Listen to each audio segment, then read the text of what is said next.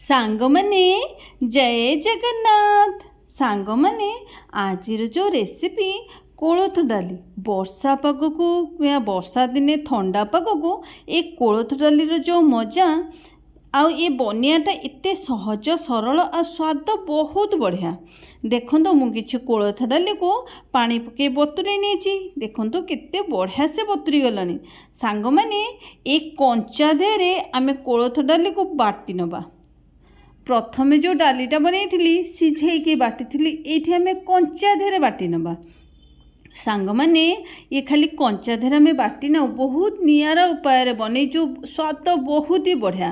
ଦେଖନ୍ତୁ ପୁରା ଚିକଣିକିରି ବାଟି ନେଇଛି, ସବୁଯାକ ଏମିତି ବାଟି ନେବା। ତ ମୁଁ ଏ ଯେଉଁ ବାଟିଛି ତାକୁ ଗୋଟେ ବାଉଲକୁ ଟ୍ରାନ୍ସଫର୍ କରି ନେଇଛି। ଯେତେ ଡାଲି ଥିଲା ସବୁଯାକ ଆମେ ବାଟି ନେଇଛୁ।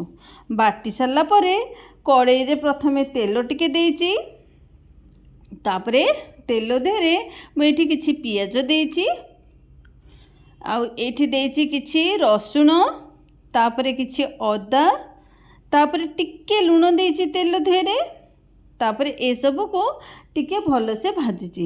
ସାଙ୍ଗମାନେ ରେସିପିଟି ଯଦି ଭଲ ଲାଗେ ଗୋଟେ ଲାଇକ୍ ଆଉ ଗୋଟେ କମେଣ୍ଟ ନିଶ୍ଚିନ୍ତ କରିବେ।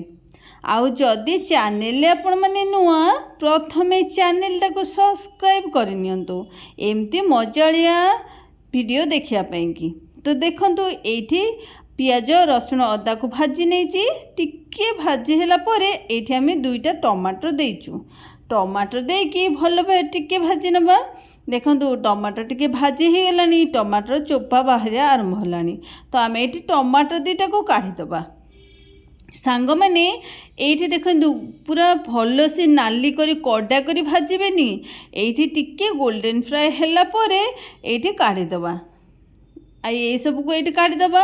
ସାଙ୍ଗମାନେ ମୁଁ ସବୁଦିନ କିଛି ନୂଆ ନୂଆ ନେଇକି ଆସୁଛି ଭିଡ଼ିଓ ଆପଣମାନଙ୍କ ପାଇଁ ନେଇକି ଆସୁଛି। ସବୁଠୁ ନିଆରା ରେସିପି ଆପଣମାନଙ୍କ ପାଇଁ ନେଇକି ଆସୁଛି, ଯେଉଁଟାକି ଆପଣମାନଙ୍କୁ କେଉଁଠି ବି ଦେଖିବାକୁ ମିଳିବନି।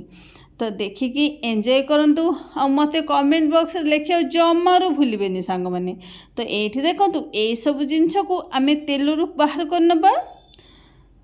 ତାପରେ କ'ଣ କରିବା, ତାପରେ ତେଲରୁ ବାହାର କରିସାରିଲା ପରେ ଆମେ ନେକ୍ସଟ ପ୍ରୋସେସକୁ ଯିବା। କିନ୍ତୁ ଏଇଠି ତେଲରୁ ବାହାର କରିକି ପ୍ରଥମେ ଥଣ୍ଡା କରିବା। ଯେପର୍ଯ୍ୟନ୍ତ ଥଣ୍ଡା ହେଇନାହିଁ ଏଇଥିରେ ଆମେ କୌଣସି କାମ କରିବା ନାହିଁ। ତ ଏଇଠି ଥଣ୍ଡା କରି ରଖିଦେବା। ତାପରେ ଚାଲନ୍ତୁ ଆଉ ଗୋଟେ କ'ଣ ପ୍ରୋସେସ୍ କରିବା। ଏଠି ଥଣ୍ଡା ହେଇଗଲାଣି, ତ ଏବେ ଆମେ କ'ଣ କରିବା, ମିକ୍ସି ଜାର୍କୁ ନେଇଯିବା, ଟ୍ରାନ୍ସଫର୍ କରି ନେଇ ଭଲ ଭାବେ ବାଟି ନେବା। ସବୁ ଜିନିଷ ପକାଇ ଦେଇଛି। ଏ ଯେଉଁ ଟମାଟୋ 2ଟା ଭାଜିଥିଲେ ତାର ଚୋପାଟା ଛଡ଼େଇ ଦେଇଛି। ତା ଦେହରେ ଦେଇଛି କିଛି କଞ୍ଚା ବାଦାମ, ଚାରୁମଗଜ, କାଜୁ, ଆଉ ଟିକେ ପାଣି ଦେଇକି ବାଟି ନେଇଛି। ଭଲ ଭାବେ ବାଟି ନେଇଛି, ଦେଖିଲେ ତ। ତାପରେ କ'ଣ କରୁଛି, ପ୍ରେସର ଦେହରେ ଆମେ ଯେଉଁ ବାଟିକି ରଖିଥିବା କୋଳଥ ଡାଲିକୁ ଦେଇଦେଇଛି। କୋଳଥ ଡାଲିକି ଦେଇକି ପାଣି କିଛି ଦେଇଦେଇଛି।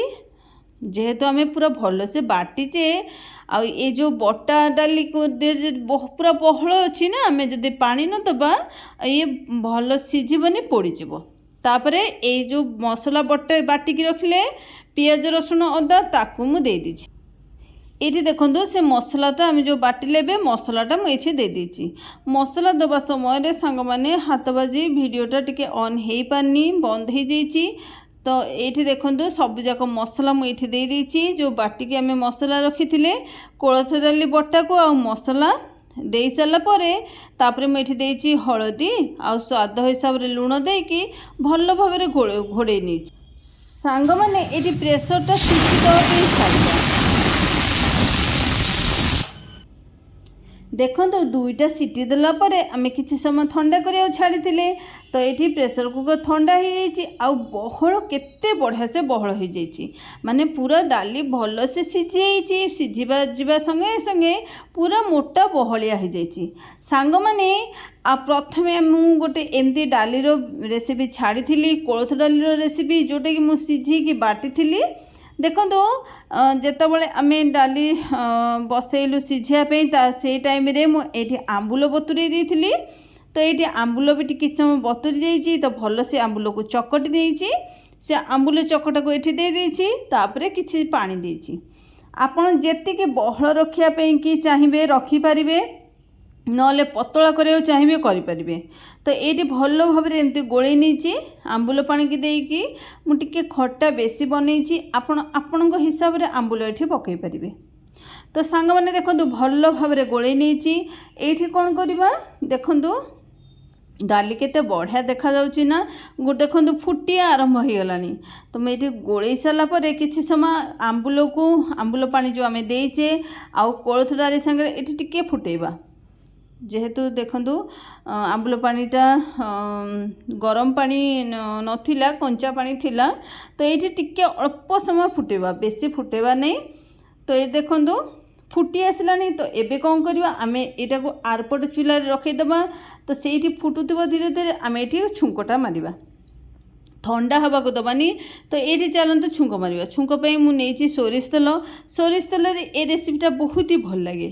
ତାପରେ ଦେଇଛି କିଛି କଞ୍ଚା ଲଙ୍କା ଆଉ ସୋରିଷ, 2 ଚାମଚ ସୋରିଷ ଦେଇଛି, ଗୋଟା ସୋରିଷ।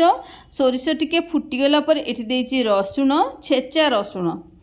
ଏସବୁକୁ ଭଲସେ ଫୁଟେଇବା। ତା ପୂର୍ବରୁ ଦେଇଛି କିଛି ଭୃଷଙ୍ଗ ପତ୍ର। ଏସବୁକୁ ଭଲ ଭାବେ ଟିକେ ଭାଜି ନେବା ତେଲ ଦେହରେ। ଯେତେ ଭାଜିବେ ସେତେ ବାସ୍ନାର ବହୁତ ହି ବଢ଼ିଆ ସେ ଆସିବ। ଆଉ ଗ୍ୟାସ୍ର ଫ୍ଲେମ୍ ସାଙ୍ଗମାନେ ସବୁବେଳେ ମିଡ଼ିୟମ୍ ରଖିବେ, ହାଇ ଜମାରୁ କରିବେନି। ତ ମୁଁ ଏଇଠି 1 ଚାମଚ କାଶ୍ମୀରୀ ଚିଲି ଦେଇଛି। ତା ଦେହରେ କ'ଣ ହେବ, କଲର୍ ବହୁତ ହି ବଢ଼ିଆ ଆସିବ। ତ ଏସବୁ ଦେଇକି ଭଲ ଭାବେ ଟିକେ ଭାଜି ନେଇଛେ। ତାପରେ ଏଇ ଯେଉଁ ଆମେ ଏଠି ଡାଲିଟା ବସେଇଥିଲେ, ଡାଲି ତ ଫୁଟୁଥିଲା, ସେ ଡାଲିକୁ ଏଇଥିରେ ଢାଳିଦେବା। ତ ଦେଖନ୍ତୁ ସାଙ୍ଗମାନେ କେତେ ବଢ଼ିଆ ସେ ଆମର କୋଳଥ ଡାଲି ପୁରା ବନିକି ରେଡ଼ି ହେଇଯାଇଛି। ସାଙ୍ଗମାନେ ଏମିତି ଯଦି ଡାଲି ଆମେ ବନେଇବା ତ ଅଲଗା କୌଣସି ଜିନିଷର ଆବଶ୍ୟକ ପଡ଼ିବନି। ତ ଏ ବର୍ଷା ଦିନକୁ ଶୀତ ଦିନେ ଏ ଦିନେ କୋଳଥ ଡାଲି ଖାଇବାର ମଜା ବହୁତ ନିଆରା। ଆଉ ବର୍ଷା ପାଗ ସାଙ୍ଗେ ସାଙ୍ଗେ ଏ ଯେଉଁ କୋଳଥ ଡାଲିର ମଜା, ଏବେ ତ ବର୍ଷା ଦିନ ଚାଲିଛି, ଆଉ ଏ କୋଳଥ ଡାଲିର ଯେଉଁ ମଜା ସବୁଠାରୁ ନିଆରା।